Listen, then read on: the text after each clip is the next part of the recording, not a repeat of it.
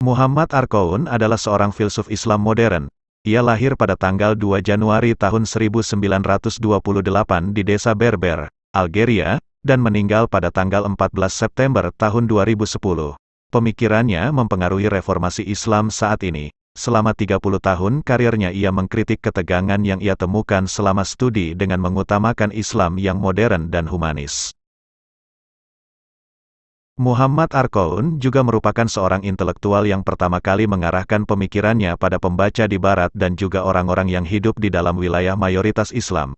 Kebanyakan tulisannya adalah berbahasa Prancis yang kemudian diterjemahkan ke dalam bahasa Arab dan bahasa-bahasa lainnya. Ia telah menulis ratusan buku dan artikel-artikel. Selain itu, ia juga pernah memberikan kuliah di berbagai negara. Arkoun mencoba mengombinasikan antara Islam dan modernitas agar Islam mampu merespons zaman. Ia membedakan antara teks-teks Al-Quran yang sakral dengan beragam penafsiran mengenai kitab tersebut. Menurut The Daily Star, ia pun membawa perspektif humanis dalam studi-studi Islam. Ia bercermin pula pada masa kebangkitan di Eropa maupun Revolusi Prancis. Hingga kemudian, kritik pun terlontar dari mulutnya terhadap sejumlah sarjana Muslim. Menurut dia, ada sebagian dari mereka yang tak mampu melihat sejarah Islam secara kritis dan ilmiah, layaknya sarjana Barat melakukannya terhadap agama Kristen.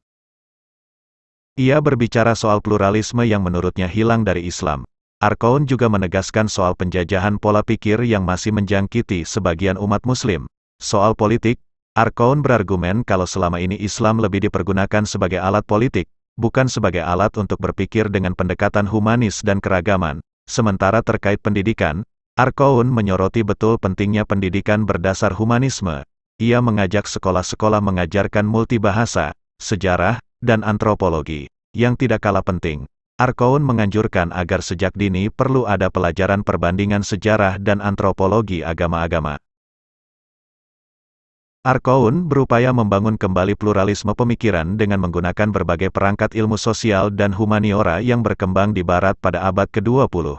Dengan metode demikian, Arkoun merumuskan berbagai pendekatan terhadap dialog antaragama dengan terlebih dahulu menyerahkan kepada setiap peserta dialog agar lebih memahami tradisi agamanya sendiri, untuk kemudian berusaha memahami tradisi keagamaan orang lain dengan tetap mengedepankan rasionalitas kritis. Dalam pemikirannya mengenai program pembaharuan pemikiran Islam dan memikirkan ulang konsep-konsep lama dalam Islam dengan perspektif baru itu terlihat jelas pengaruh filsafat Prancis abad ke-20, terutama mengenai gagasan arkeologi pemikiran Foucault dan dekonstruksi Derrida. Arkoun mengadopsi gagasan itu untuk diterapkan dalam menganalisis pemikiran Islam dan menafsir ulang Al-Quran. Kritik yang ditawarkan oleh Arkoun adalah kritik nalar pemikiran Islam yang masih didominasi oleh nalar Arab. Kritik ini tidak hanya berpijak kepada penyelidikan pengetahuan dan pemikiran atau sekedar meruntuhkan konsep atau mazhab, tetapi lebih dari itu bagaimana menyelidiki sistem pengetahuan, menyelidiki dasar-dasar pemikiran dan mekanismenya, serta melihat bagaimana cara memproduksi makna dan kaidah yang membentuk wacana. Keberanian Arkoun tersebut didorong oleh kegelisahannya terhadap mereka yang dikatakan sebagai kalangan ortodok yang ia lihat telah melakukan penyalahgunaan Al-Quran untuk kepentingan mereka baik ideologis maupun politis. Apa yang diinginkan oleh Arkoun sebenarnya adalah bagaimana menghadirkan wahyu dalam konteks sejarah. Dengan kata lain, ia ingin membumikan teologi Islam dalam kerangka kekinian yang terkait dengan kehidupan modern. Arkoun mencanangkan sebuah proyek besar yang disebutnya kritik nalar Islam dan pembukaan kembali pintu ijtihad. Dalam kenyataannya, ijtihad hanyalah memenuhi tuntutan ideologis dari penguasa. Oleh karena itu, ia mengusulkan agar tugas ijtihad diperluas lagi. Keprihatinan Arkoun terhadap nalar Islam yang berkembang ditimbulkan oleh persoalan-persoalan berikut. Mengapa ilmu-ilmu agama Islam seperti fikih, kalam, filsafat, tasawuf, dan tafsir itu jalan di tempat, baik dari segi bentuk maupun metodologinya. Sejak ilmu-ilmu itu disusun, sampai abad ke-18, belum ada perubahan yang cukup signifikan. Bahkan format itu pula lah yang masih diikuti, dipelajari dan ditekuni sekarang.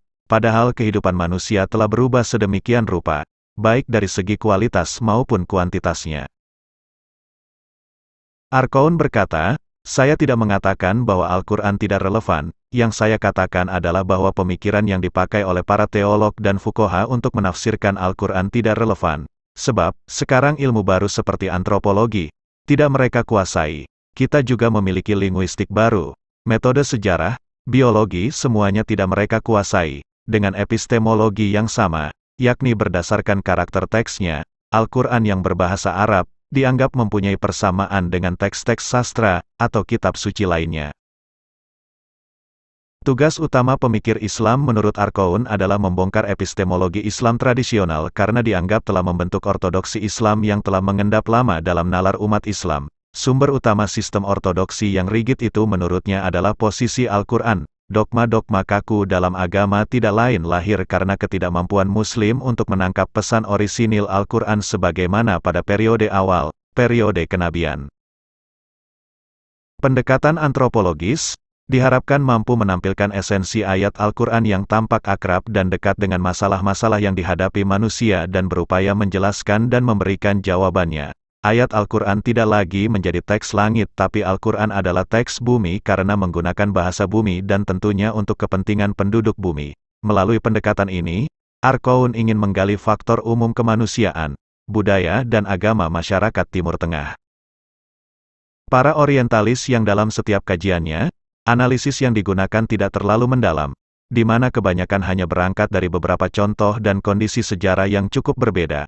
Kemudian mengkajinya dari sudut pandang ilmu-ilmu sosial saja murni produk dari dunia barat.